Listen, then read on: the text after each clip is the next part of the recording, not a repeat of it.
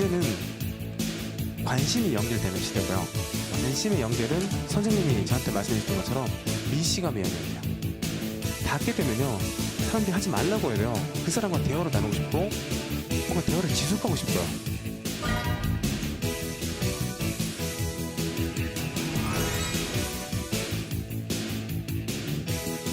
원래 가진 관심들이 있거든요.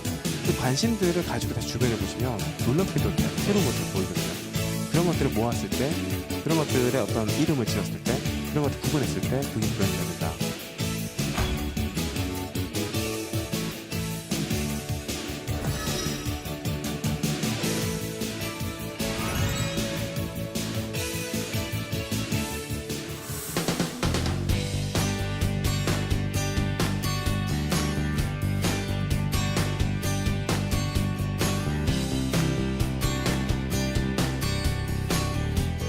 저는 예전에 여러분들과 같이 또 학생이었지만 저는 컴퓨터 사이언스를 전공했거든요. 그리고 삼성전자에서 8년 정도 소프트웨어 개발자로 근무를 했어요. 그리고 뭐 테드 지역 이벤트라든지 또 여러분이 많이 알고 계신 세바시를 기획하는 데 참여했고, 지금은 글로벌 컨퍼런스 20 by 20라는 일종의 그 강연회 같은 그런 프로그램을 설계를 하고 있는데요. 근데 그 과정에서 오늘 제가 스토리텔링을 말씀드리려고 하는 게 아니라 차이를 만드는 지점이 뭔가를 같이 한번 이야기를 해볼까요? 근데 제가 처음부터 한번 본론으로 들어가 보도록 해볼게요. 넌센스 이야기가 있어요. 넌센스. 혹시 이런 이야기 들어본 적 있는지 모르겠지만 세상에서 제일 평범한 사람을 선발하는 대회가 열렸어요. 세상에서 정말 너무나도 평범해서 나는 진짜 사람들이 내 눈에 띄진 않을 것 같아. 나는 48시간 자도 괜찮아를 포함해서 세상에서 제일 평범하고 눈에 띄지 않는 사람들을 선발하는 대회가 열렸어요. 그래서 내노란 사람 다 모였습니다. 나보다 더 게으른 사람 없을 거야. 나보다 더 평범한 사람이 없을 거야. 다 모여드렸어요. 그래서 주최 측에서 고심 끝에 결국은 우승자 3명을 뽑았습니다. 그래서 이 사람은 세상에서 제일 평범한 사람 1등, 2등, 3등이 된 거예요. 이 질문에서, 이 말에서 이미 넌센스가 느껴지지 않으세요? 그럼 이렇게 선발된 3명은 과연 평범한 걸까? 전혀 아니겠죠. 세상에서 가장 특별한 사람이 되어버렸죠. 그리고 이런 것들을 개최한 행사, 주최 측은 또는 이런 프로그램은 평범한 걸까? 또 아니죠. 이렇게 생각할 수 있어요. 애초에 평범한 건 아무것도 없었다고, 모든 사람이 특별했다 라고 이야기도 할 수 있어요. 특히 여기 젊은 친구들은, 저도 그랬었고요, 늘 우리 어떤 생각하냐면 주변 속에서 구분되는 자기를 자꾸 생각하려고 해요. 주변 속에서 구분되는 자기, 그러면 그게 브랜드가 되고 그게 힘이 될 거라 생각하거든요. 근데 그렇지 않아요. 생각해보세요. 평범한 사람들을 선발하는 대회가 열렸더니 그 사람이 평범하지 않다라고 이제 주목이 받았잖아요. 그 사람이 혼자 있었을 때는 절대로 특별한 사람이라고 취급받을 수가 없었어요. 어느 순간 이 사람이 특별하다는 상황이 된 거잖아요. 뭐가 달라진 걸까 그러면? 이 사람은 사람들 사이에서 구별되어지기 시작한 거예요. 어떤 이유로 이 사람을 구별하게 만들 수 있는 그 지점이 그 사람을 주목받게 만드는 거거든요. 그 사람의 특성 자체가 주목받게 하는 건 아니에요. 왜냐하면 보통은 여러분 이거 하려면 이렇게 하셔야 됩니다 와 같은 조언을 주는데요, 저는 여러분들이랑 같이 생각해보는 이야기를 다룰 거거든요. 제가 보는 관점이에요. 그래서 제 얘기가 틀릴 수도 있어요. 그래서 여러분의 생각과 만나게 만드는 것들이거든요. 그런 것들. 그러니까 분명히 제가 전문가가 아닌 영역이었지만 그것을 다른 형태로 구분되도록 만들었을 때 사람들은 새로운 가치를 느끼게 만들 수 있거든요. 그래서 그걸 2017년, 2018년 하게 되면 하나의 완전한 새로운 트렌드 브랜드가 되겠죠. 그렇게 접근할 수도 있는 거예요. 중요한 점은 어떻게 하면 내가 주목받을 수 있을까, 내가 어떻게 하면 유명해질 수 있을까, 이런 문제가 아니고요. 사람들의 관심이 뭘까, 그리고 사람들이 구분할 수 있도록 하는 그런 건 뭘까 하는 것들. 그림 잘 보이시는지 모르겠는데 보통 우리는 남들이 뭐 하는지 모르면요, 남들이 뭐 하는지 찾아보려고 해요. 그래서 우리는 뭐 TV를 보든지 인터넷에 검색을 해왔죠. 그걸 우리는 지식정보사회라고 늘 많이 들어왔잖아요. 지식정보사회는 사실 10년 전에 끝났습니다. 벌써. 어느 순간 여러분들 그러지 않으세요? 네이버나 구글 검색 옛날만큼 많이 안 하실걸요? 다 대부분 뭐 페이스북, 트위터, 인스타그램, 뭐 핀터레스트, 카카오 스토리, 카톡 이런 위주로 많이 쓰지 않으세요? 그러니까 이제는 무슨 말이냐면 나와 상관없는 어떤 세계에 있는 정보들을 내가 검색하는 게 아니라 그 속에서 내가 관심 있는 사람들을 팔로우하고 사람들을 보면서 나는 지금 제대로 하고 있나? 난 뭐 해야 되지? 자기를 의식한 시대가 됐거든요. 그래서 이거를 @미의 시대라고 불러요. 자기 중심의 시대. 트위터나 페이스북 모든 것들이 자기 중심으로 한 커뮤니케이션이잖아요. 이게 사실은 몇 년 전까지 트렌드였어요. 근데 지금 뭐냐면 혼자 주변에서 대비 셀카 문화도 다 혼자에 관련된 문화인데요. 이제 이걸 넘어서서 사람들과 공유하기 시작하죠. 이거 나도 관심 있는데, 야 같이 하자. 너 같이 안 할래? 그 태그로 찾아보고 이제 사람들이 관심사들끼리 다시 이합집산하고 있는 그런 상태가 됐어요. 그걸 우린 관심 연결 경제라고 부르거든요. 이 키워드를 기억해 주면 좋을 것 같아요. 지식정보 사회가 아니라 사람들의 관심이 연결돼서 일어나는 경제다. 해서 관심 연결 경제. 지금 보여드린 모든 것들이 그런 거예요. 아까 말씀드린 것처럼 이제 이 시대는요, 이런 구호들은 더 이상 성립하지 않아요. 저런 말도 누가 몰라서요. 중요한 거 다 알죠. 예전에 해밀스님이 그런 이야기 하셨어요. 해밀스님이 강연 시작하실 때요, 여러분 구리나 아연 아시죠? 이렇게 물었어요. 구리나 아연 원소 기호. 다들 예 이렇게 대답했거든요. 해밀스님이 깜짝 놀라면서 아연 어떻게 생긴지 아세요? 아니요. 근데 왜 안다고 대답하셨죠? 사람들 같이 가만히 멍한 거죠. 그러니까 다시 물어보는 거죠. 사람들은 어떤 껍데기만 들어도 안다고 생각한다고. 젊은 친구들 되게 많이 그러세요. 나중에 어떤 거 하고 싶으세요? 그러면 다 대답하는 게요, 의외로 되게 많은 사람들이 저는 마케팅 하고 싶어요. 저는 뭐 기획 쪽 일을 좀 해보고 싶어요. 마케팅이 뭔지 하나도 모르잖아요. 마케팅은 뭔가 마케팅과 기획이 비슷한 거라고 생각하시거든요. 전혀 다른 건데도 구분을 못해요. 더 놀라운 점은 나름 멘토라고 하는 사람들이 오셔서 하는 이야기도요, 제가 봤을 때는 전 대기업에 있었잖아요. 저거 아닌데? 근데 그런 얘기를 막 하고 있어요. 분명히 저럴 수가 없는데. 근데 젊은 친구들은 그런 기대를 가지고 보거든요. 그러다 보니까 뭔가 제가 자기 상상하는 것과 저 상상 갭이 굉장히 큰 거예요. 근데 진짜는 모르는 상태에서. 그러다 보니까 되게 많은 오해들이 생기거든요. 근데 중요한 건 내가 그걸 진짜 알아야 된다가 아니라, 그걸 넘어서 오늘 제가 드리고 싶은 이야기는, 여러분이 원래 가지고 있는 숙제들이 있어요.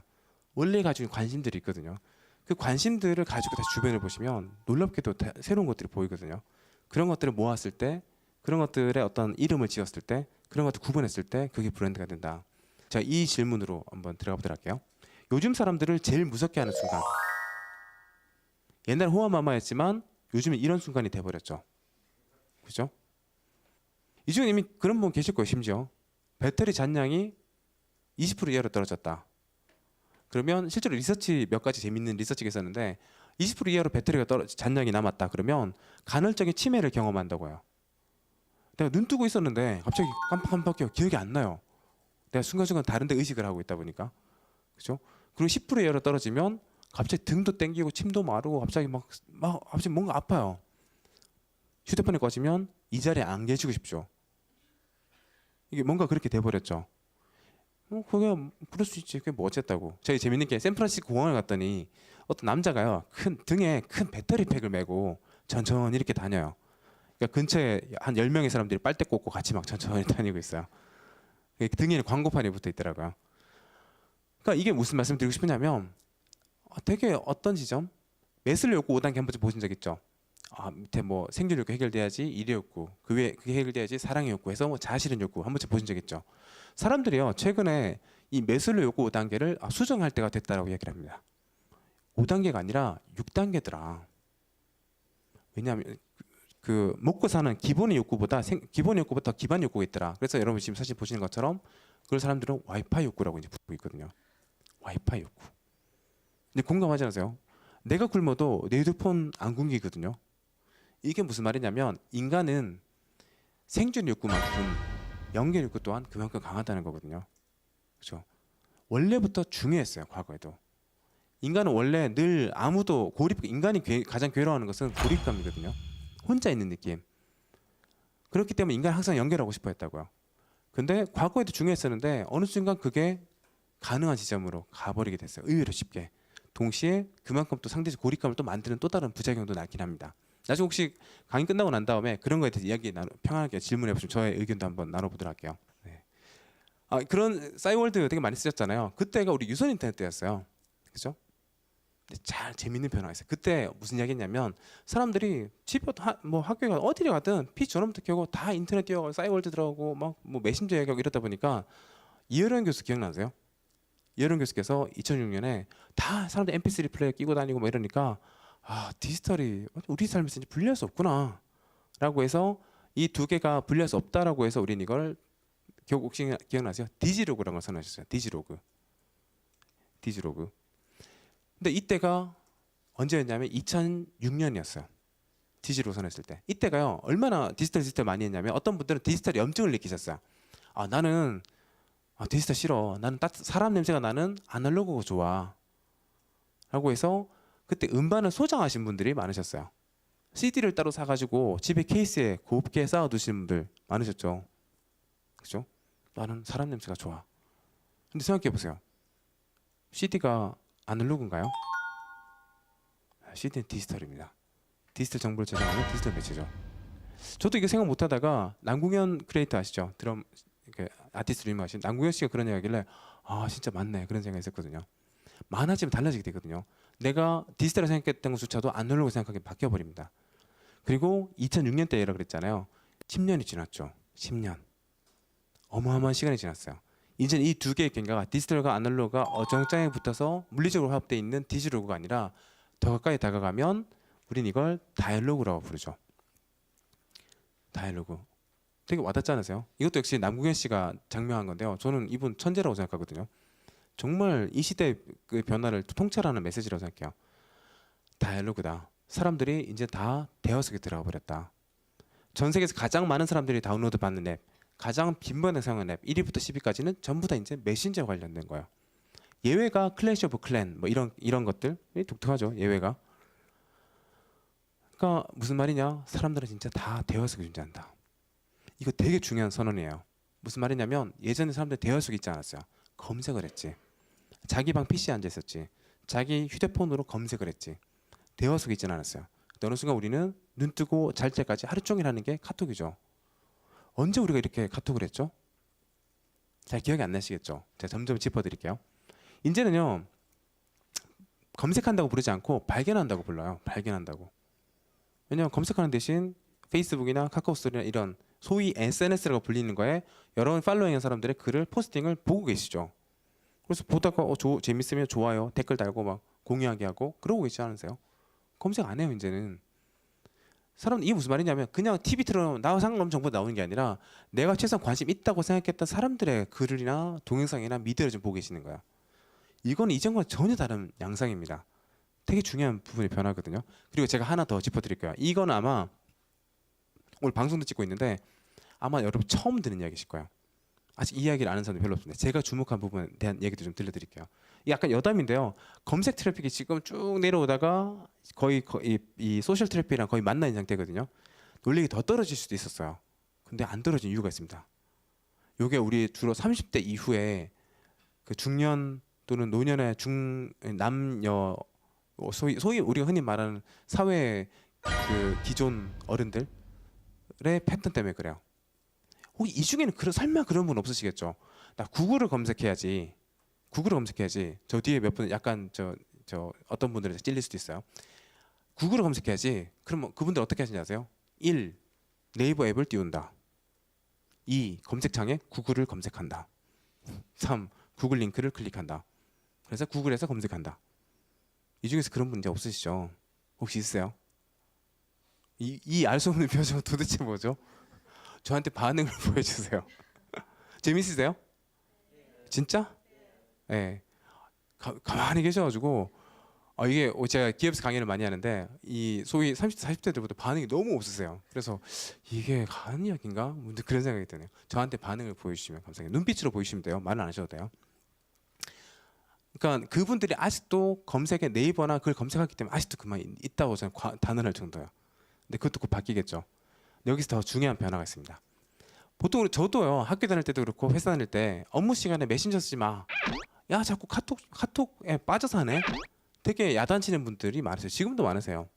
근데 그분들 하나만 알고 두 개는 모르시는 거예요. 여러분들이 지금 이 얘기를 들으시는 와중에 어떤 분들이 만약에 잠깐 스마트폰을 보셨다면요. 그분은 지금 제 얘기를 못 듣고 있는 상태라는 거에 제가 장을 지집니다. 왜냐하면 잠깐이라도 보는 순간 있잖아요. 잠깐이라도 보는 순간. 그 순간은 사람이 미시감 영역이 있는 순간입니다. 우리가 있잖아요. 이야기하다가 잠깐만 이렇게 슬쩍 보시잖아요. 그 순간 의식이 100% 집중된 상태예요. 이걸 린 포워드라고 부르거든요. 이게 앞으로 엎드려 있는 상태. 팔짱 끼고 뒤로 누워서 몰라 이게 아니라 뭐지 하고 들여다보는 상태. 그래서 뭐 마이클 잭슨 뭐 자세라고도 부르기도 하고요. 린 포워드입니다. 미시감의 상태예요. 사람들이 관심을 가지고 여기 지금 이렇게 본 상태거든요. 자세가 달라요. 이때 만약에 누군가가 나한테 말을 걸거나 나한테 뭐 물어보거나 요청을 하면 사람들 움직일 가능성이 더 높습니다. 우리나라 커피숍이 언제부터 범람했을까요? 커피숍 요즘은 뭐 어디나 다 커피숍이죠. 언제부터 커피숍이 범람했을까? 2011년부터예요.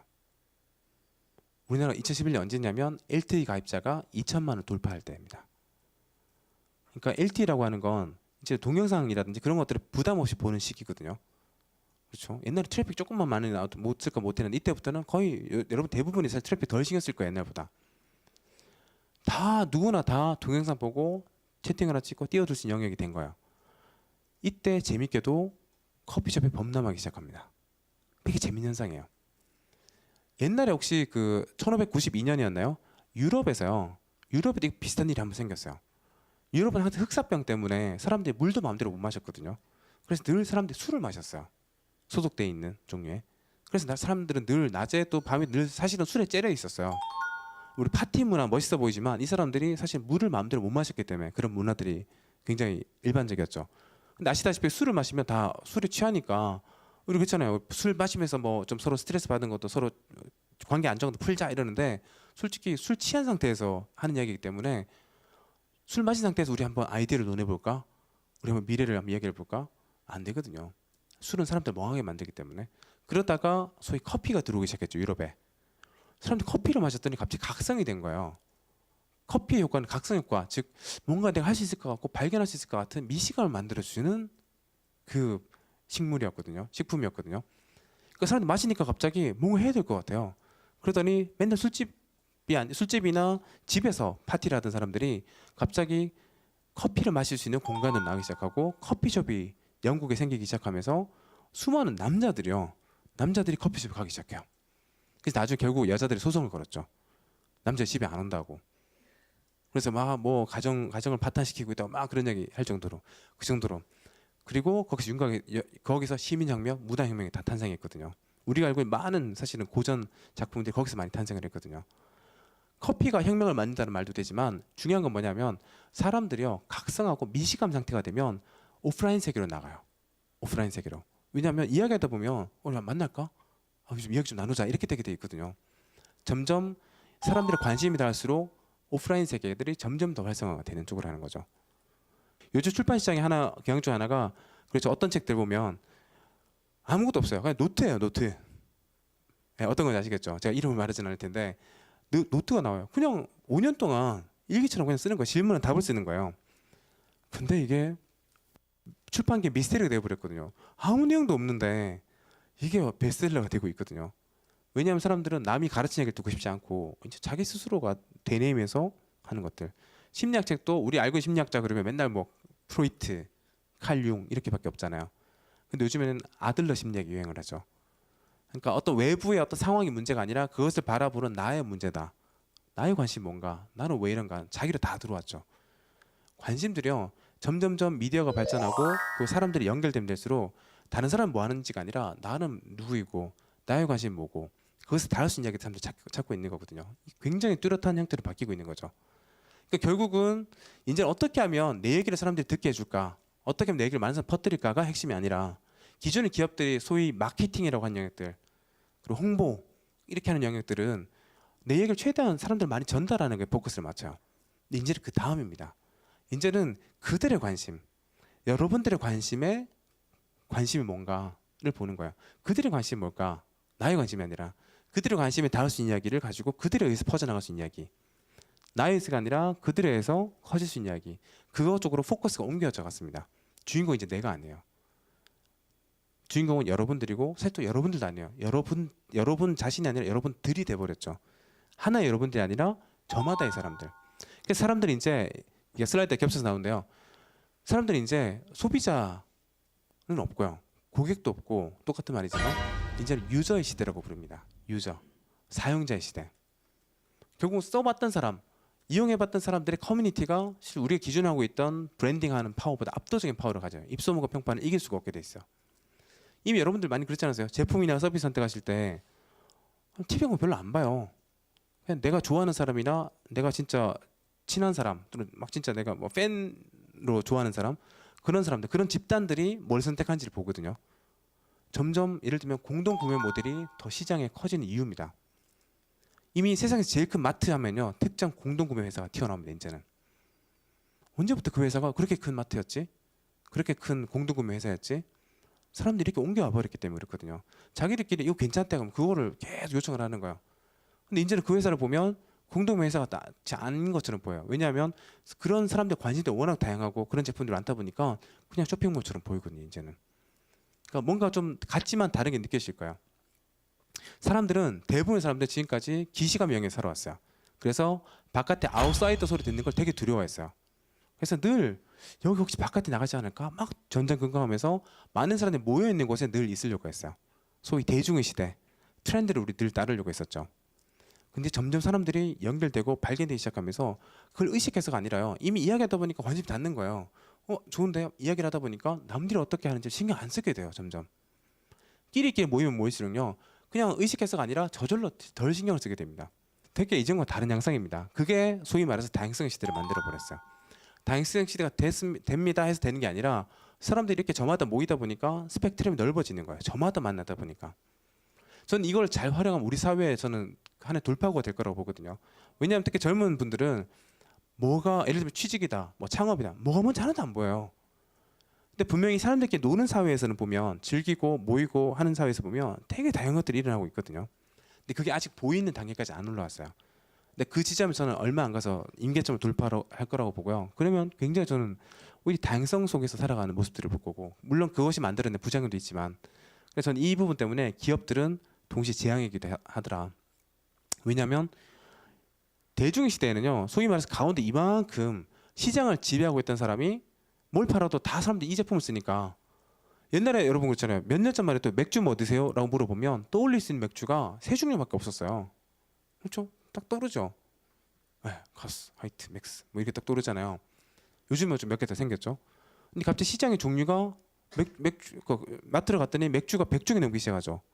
그때는 맥주를 어떻게 고르죠? 역시나 늘 나는 다른 거 변화 모르겠고 늘 맛있던 거 마실래 하는 사람들이 있어요. 제발 그런 사람 설득하려고 하지 마세요. 그분들 절대 안 바뀝니다. 그분들은 영원히 기시감 세계에 살아갑니다. 근데 종류가 많아졌더니 처음에는 물어도 보고 추천도 받아보고 검색도 해보고 하시다가 드셔 보시다 보면 자기의 입맛을 찾게 돼요. 야, 뭐 광고 시장에는 풍미장렬. 이게 아니구나. 이게 진짜 나한테 풍미장렬이구나. 알게 되고 한 병을 마시더라도 나 이거 마셔라고 하는 형태로 자꾸 사람들한테 취향이라는 게 생기게 되고요.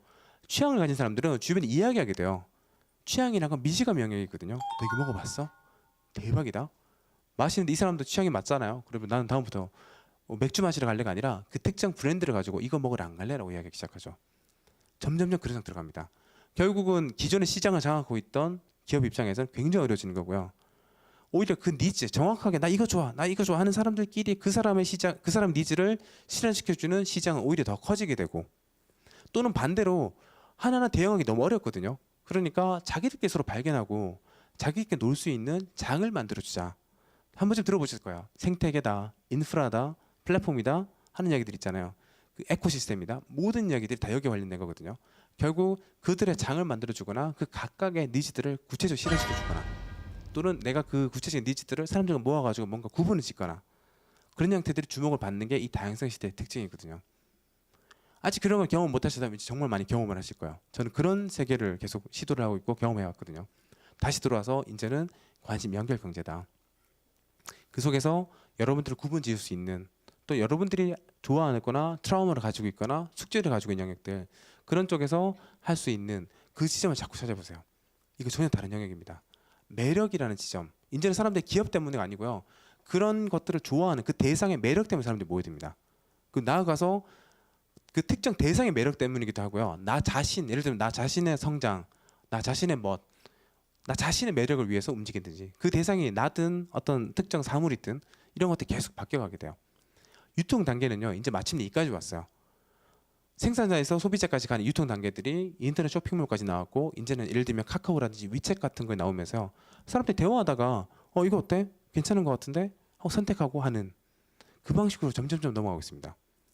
그리고 더 나아가서 사람들이 이제 여기를 흔들어대기 시작해요. 이제는 나 TV 광고 안 보는데? 광고비 왜 내가 내야 되지? 광고 빼. 우리 사줄 테니까 광고 빼. 또는 저 광고 우리한테 줘. 하는 모델 있죠.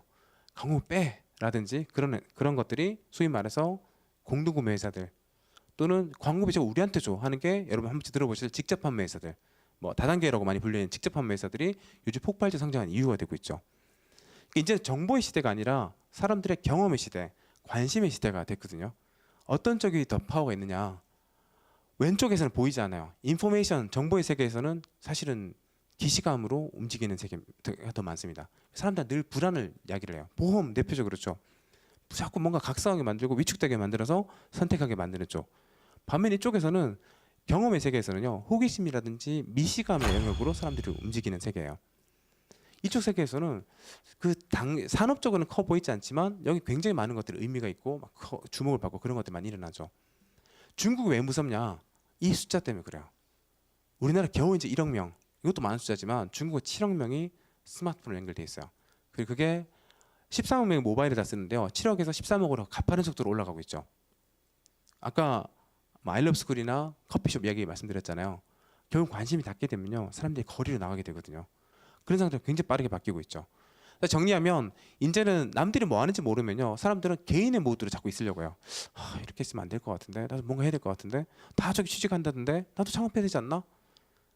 불안하고 그러다 보니까 자꾸 알아보기만 해요. 뭐 아시잖아요. 알아봐가지고 될 수 있으면 얼마나 좋겠어요. 걱정해서 걱정이 없으면 걱정할 일이 없겠죠. 그죠? 근데 반면에 한쪽 세계에서는 경험해봤던 사람들 또는 막 이걸 위해서 모여든 사람들이 실제 시도해보고 평가해보고 피드백을 나누면서 일어난 세계들. 이제는 관심의 공동체가 일어나는 시대로 옮겨갔다고 저는 감히 선언을 해요. 눈을 떠서 보시면 정말 많은 현장들이 있습니다. 저는 그걸 실험해봤던 거예요. 컨퍼런스 할 때도 강사를 오히려 빼버리고 테마로만 사람들 관심으로 자극했을 때 500명에서 4,000명을 모으는 일들을 해보고요. 거기 사람들 뒷걸리는 현장들 계속 봤었거든요.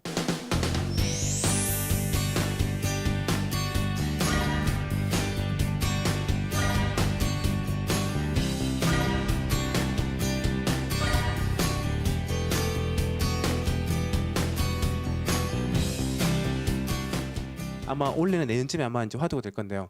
글램이란 코드가 저는 뜰 거라고 봅니다. 글램, 매력. 글래머러스라는 의미에서 많이 들어보셨죠? 글램. 그러니까 뭔가 매력을 가진 사람이나 사람들이 매력을 가질 만한 컨텐츠를 제공하는 사람 또는 그룹을 만들거나 또는 그런 글램을 담아내는 미디어가 되거나 MCN 채널 요즘 유행이잖아요. 많죠. MCN 채널도 글램 미디어의 한 영역이거든요. 아무거나 아니라 사람들이 관심을 가진 그 시점에서 막 놀고 재밌게 노는 거잖아요. 글램 미디어도 계속 될 겁니다.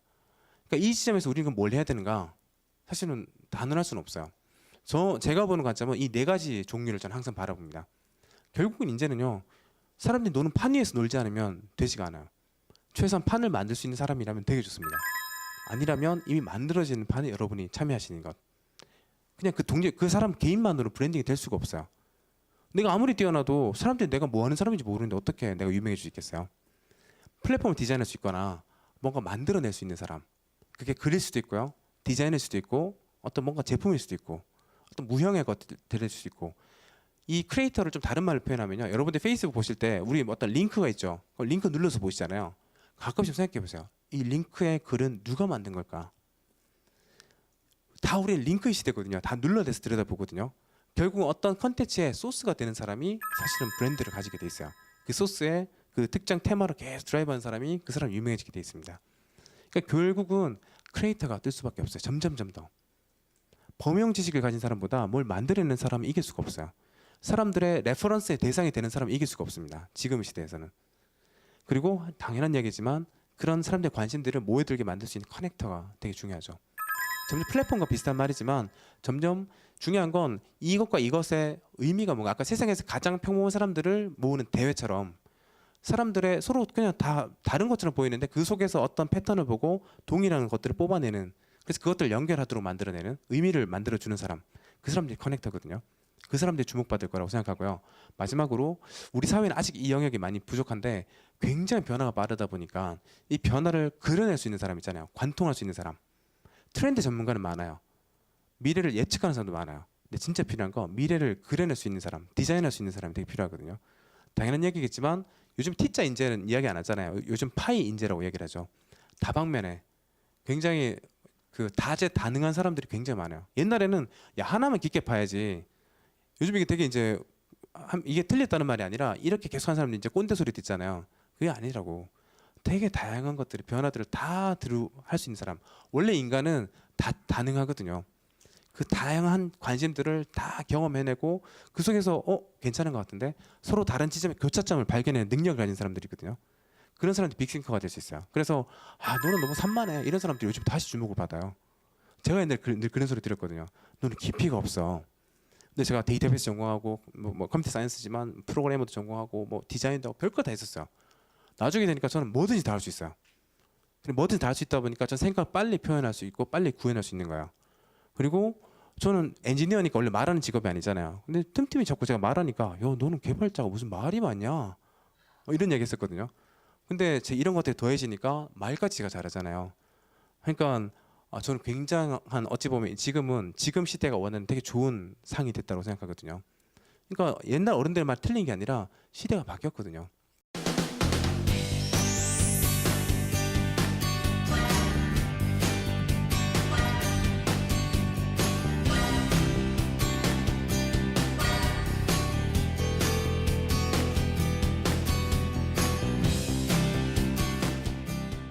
이제 마지막 결론을 말씀드리면 이제는 관심이 연결되는 시대고요. 관심의 연결은 선생님이 저한테 말씀해 주셨던 것처럼 미시감의 영역이에요.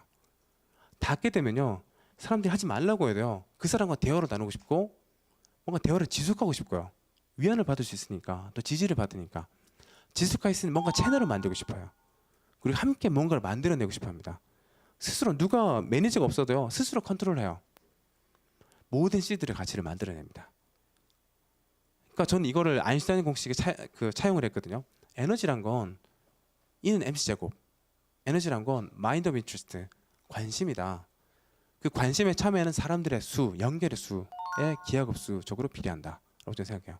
하나의 관심이 아니에요. 저마다의 관심들이 많아질수록 그 에너지는 기하급수가 커진다는 거예요. 제가 떠올려 볼게요. 이게 어려우니까 운동장에 100명의 사람들이 있어요. 앞뒤 옆으로 내가 모르는 사람이에요. 그럼 사람들 다 뭐 예비군 훈련장처럼 그런 사람들 가만히 있어 이렇게 모르는 사람들이니까. 근데 앞뒤 옆으로 내가 아는 사람이에요. 그럼 사람들 계속 떠들죠. 관심들끼리 인접해 있느냐 아니냐의 차이에 불과해요. 결국 점점요 우리는 관심의 시대로 가는 거예요. 난 뭘 좋아하는지 모르겠는데 그런 걸 고민하실 필요가 없어요. 왜냐하면 사람들이 계속 시간이 지나다 보면 끌리게 돼 있어요. 여기 젊은 친구들이 많은데요.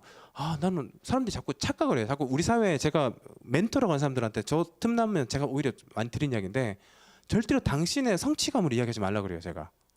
제발 그만하라고. 왠지 아세요? 젊은 여러분들은 뭘로 브랜딩할 수 있겠어요? 여러분들이 성취기로 브랜드 하실 수 있겠어요? 사회 경험이 뭐가 있어요? 아직 많이 경험 안 해보셨잖아요. 여러분이 사람 속에서 구별할 수 있는 것은 여러분의 도전기밖에 없어요. 내가 시도했고 시도하면서 실패했다 하더라도 그 실패함으로써 그 시도했던 그 문제의 구조를 알게 되는 거잖아요. 그걸 이야기하는 거고 그 시도의 의미가 있는 거지. 시도기로 여러분이 유명해질 수밖에 없지. 유명해지고 싶다면 성취기로 이야기할 수 있는 때가 아니거든요. 근데 멘토들은 젊은 친구들한테 자꾸 자기 성취기를 이야기하고 너도 이렇게 하면 된다고 이야기를 해요. 포인트가 달라요. 핀트가 안 맞습니다. 결국은 이제는 성취기 문제가 아니라 본인의 관심들끼리 자꾸 닿으시면서 대화하시고 시도하시고 하면서 만들어내는 의미들이에요. 그것들을 어떻게 하면 사람들이 주목할 수 있는 브랜드로 만들 수 있을까, 구별할 수 있게 만드는 그런 것들의 연습을 해가는 과정이라고 저는 보거든요. 그런 지점들. 사람들은 자꾸 천직이 있을 거라고 착각을 해요. 나만의 직업, 나만의 일. 얼마나 웃겨요 그것도. 왜냐면 그런 게 어디 있어요. 저는 지금까지 살아오면서 저는 되게 계속 바뀌었어요. 계속. 왜냐면 이게 좀 이거 하고 싶고 사람이 그렇잖아요. 이거 괜찮은데 들여다보다가 이게 좀 일로 가다가 그게 사람이지 않습니까? 저는 오히려 약간 그 투명 인간에 맞는 컨셉이라고 생각해요. 그런 거 있잖아요. 딱 투명 인간이 자기는 안 보이거든요. 근데 길을 걷다가 보니까 이거 되게 좋아 보여요. 한번 자기한테 붙여봐요. 괜찮은 것 같은데 좀 붙여놓습니다. 딴 거 보니까 또 괜찮거든요. 붙여놓죠. 계속 붙여보는 거예요. 자기한테 맞는 것들을. 그것들이 다 모여있을 때 콜라주죠. 다 모여있을 때 그 여러 가지 다양한 자기가 끌려했던 것들 자기도 몰랐지만 좋아하는 것들 자꾸 붙여보고 그것이 총합이 자기지 자기만이 뭐 하나가 있다고 생각하는 것은 저는 어디서 왔는지 모르겠어요. 그런 생각들을 하는 게. 그렇죠.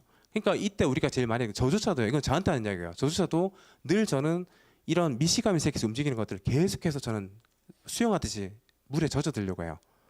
해봐야 알거든요. 해보면 너무 재밌거든요. 그리고 그곳의 세계는 야 너 이거밖에 못했어가 아니라 너무 재밌다. 야 우리 한번 더 해보자. 그런 세계거든요. 저는 아마 말씀하신 느껴지실 거예요. 저는 그런 세계에서 살고 있기 때문에 너무 재밌고요. 근데 그게 저로 하여금 이룸의 영역에 들게 만들었고 저는 뭐 어찌 보면 많은 사람들한테 부러워할 수 있는 자유의 단계에 올라 있는 사람이거든요. 그러니까 그런 것들은 제가 뭔가 남들이 하지 못한 뛰어난 걸 해서가 아니라 제가 좋아하는 것들을 쫓아가면서 어느 순간 모아보니까 그게 총합이 저가 돼 있어서 그렇거든요. 그런 관점에 접근을 하시면 좋지 않을까 하는 굳이 꼰대 얘기를 한번 드려보자면 아무리 그런 얘기 드릴 것 같아요. 제가 해외여행을 보내드리겠습니다. 어디로 가고 싶으세요? 라고 여쭤보면 많은 사람들이 특히 여성분들을 꼭 포함시키는 지역이 있습니다. 유럽은 꼭 포함시켜요. 유럽 어디요? 라고 하면 꼭 포함된 지역이 있어요. 뭐 스위스도 있지만 프랑스요. 프랑스 어디요? 파리요. 파리는 알겠어요. 그래서 파리에 뭐가 있어요? 떠오르는 게 두 가지밖에 없습니다. 그죠? 에펠탑. 에펠탑은 알겠어요. 또 뭐가 있어요? 루브르 박물관이요. 에펠탑은 이해가 되는데 루브르 한번 물어봐요. 루브르 박물관에 뭐가 있어요? 하나밖에 떠오르는 게 없어요. 그렇죠? 원하게 떠오르죠. 왜 그럴까? 모나리자는 세상에서 제일 사본이 많은 작품입니다. 누구나 알 정도로요. 많은 사람들에게 사본이 많은 사람들에게 전해지면 진짜의 가치가 커집니다. 여러분이 경험하는 것, 여러분이 가지고 있는 고민, 여러분의 관심들, 여러분이 새로 습득하는 것들을 혼자 가지고 계시지 마시고요. 사람들한테 퍼뜨려 주세요. 그러면 신기하게도요. 사람들이 여러분을 발견하게 되고 여러분이 구분을 짓지 않더라도 사람들이 여러분을 구분하기 시작하면서 움직이기 시작해요. 내가 퍼뜨리거나 그들이 퍼뜨리는 거 여러분이 참여하시거나 그 관심들이 여러분 연결되신다면 우리는 다른 집 만들고 생각해요. 열정, 창의성 이런 것들 내 안에 있는 거 아니에요. 제가 믿는 것은 이 모든 것들 우리 사이에 존재해요. 어떻게 하면 그 사이를 이어주는 것은 여러분들의 관심이에요. 이 시감에 닿는 관심들. 그것들을 연결하시면 그 에너지를 여러분 얻으실 거고 애덤 그랜트가 신기하게도 말했던 부자대의 영역을 만날 거라고 생각합니다. 아무쪼록 이 시감에 이룸의 지점을 가시는 좋은 자극이 되기를 바라는 마음으로 제 얘기에서 정리하도록 하겠습니다. 감사합니다.